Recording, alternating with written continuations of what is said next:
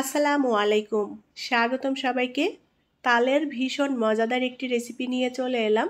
আজকে তৈরি করব মচমচে তালের বড়া। আজকের এই তালের বড়াটা আমি যেভাবে তৈরি করেছি এভাবে তৈরি করলে অনেক বেশি টেস্টি হয় খেতে। তালের বড়া কয়েকভাবেই তৈরি করা যায় আর এক একটা বড়ার টেস্ট হয় এক এক রকম। তালের এই বড়াগুলো বানিয়ে বিকালের নাস্তায় পরিবেশন করতে পারেন। সকলেই ভীষণ পছন্দ করবে। আমি খুবই সহজ রেসিপিতে আজকের এই তালের বড়া আপনাদের সাথে শেয়ার করেছি। আশা করছি আপনাদের ভালো লাগবে। আমি এখানে চায়ের কাপ মেপে 3 কাপ পরিমাণ তালের পিউরি নিয়েছি। পরিমাণে যে যতটা তৈরি করতে চান সেভাবেই নিয়ে নিতে হবে সব কিছু। এখন একটা মিক্সিং বলে আমি এই তালটা নিয়ে নেব। তালের পিউরিটা একটু পাতলা আছে, চাইলে এর থেকে ঘন করেও তালের পিউরিটা বের করে নেওয়া যাবে। চিনি দিয়ে দেব টেস্ট অনুযায়ী। তালের মিষ্টির উপর নির্ভর করে এখানে চিনিটা অ্যাড করতে হবে যে যতটা মিষ্টি খেতে পছন্দ করেন। এখন দিয়ে দেব 1 কাপ পরিমাণ ফ্রেশ কোরানো নারকেল।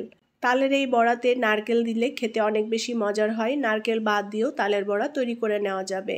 এখন একটা চামচের সাহায্যে আমি ভালো করে তালের সাথে সবকিছু একত্রে মিলিয়ে নেব। আজকের এই তালের বড়া বানাতে আমি এখানে সব উপকরণগুলো এভাবে চায়ের কাপে মেপে দিয়েছি। তালের সিজনে তাল দিয়ে বিভিন্ন ধরনের পিঠা তৈরি করা হয়, তো তালের পিঠার মধ্যে সবথেকে এই তালের বড়াটা খুবই সহজ বানানো আর সকলেই ভীষণ পছন্দ করে এই তালের বড়াটা খেতে। তালের সাথে চিনি এবং নারকেল ভালো করে মিলিয়ে নিয়েছি। এখন এই তালের মধ্যে দিয়ে দেব চালের গুঁড়া। আমি এখানে চালের গুঁড়াটা চায়ের কাপ মেপে দিয়ে দেব। আর প্রথমে আমি এখানে 5 কাপ পরিমাণ চালের গুঁড়া দিয়ে দেব।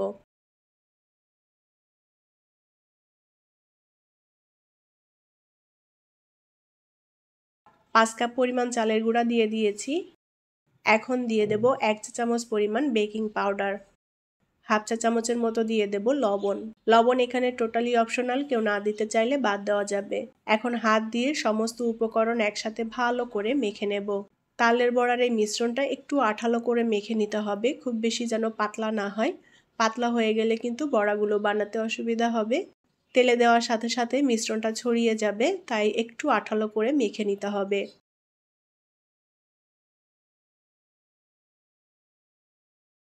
মিশ্রণটা আমার কাছে একটু নরম মনে হচ্ছে, যার কারণে আমি আবারও 1 কাপ পরিমাণ চালের গুঁড়া দিয়ে দিলাম। টোটাল এখানে আমি 6 কাপ পরিমাণ চালের গুঁড়া ব্যবহার করেছি। চালের গুঁড়ার সাথে এখানে চাইলে একটু ময়দা মিক্স করে দেওয়া যাবে, তো আজকে কিন্তু আমি শুধুমাত্র চালের গুঁড়া দিয়ে এই তালের বড়াটা বানাচ্ছি। যেহেতু মচমচে করে তৈরি করব তাই শুধুমাত্র এখানে চালের গুঁড়া অ্যাড করেছি। যদি কেউ বড়াটা একটু নরম করে তৈরি করতে চান সেক্ষেত্রে এখানে 1 কাপ মতো ময়দা ব্যবহার করলে হবে, তাহলে বড়াটা বেশ নরম হবে। উল্টে পাল্টে তালের বড়ার মিশ্রণটা আমি সুন্দর করে মেখে নিয়েছি। আর বড়ার মিশ্রণটা ঠিক এইরকম একটু আঠালো করে মেখে নিতে হবে। এরকম আঠালো করে মেখে নিলে বড়াগুলো দিতে সুবিধা হবে। বড়াগুলো এভাবে হাত দিয়ে ছোট ছোট করে বানিয়ে নিতে হবে। যারা হাত দিয়ে এভাবে না পারেন ছোট চামচের সাহায্যে দিয়েও বড়াগুলো বানিয়ে নেওয়া যাবে। তালের বড়ার মিশ্রণটা ভালো করে মেখে নিয়েছি। এখন আধা ঘন্টা মতো ঢেকে দিয়ে রেস্টে রেখে দেব। আধা ঘন্টা আমি তালের এই মিশ্রণটা ঢেকে রেখে দিয়েছিলাম রেস্টে। তালের বড়া তৈরি করার জন্য তালের মিশ্রণটা একদম রেডি। এখন তালের বড়াগুলো ভেজে নেব। বড়াগুলো ভাজার জন্য প্যানে পরিমাণ মতো করে তেল দিয়ে দিয়েছি। তেলটা বেশ ভালো মতো গরম করে নিয়েছি। এখন একে একে তালের মিশ্রণ থেকে এভাবে ছোট ছোট করে দিয়ে তালের বড়াগুলো ভেজে নেব।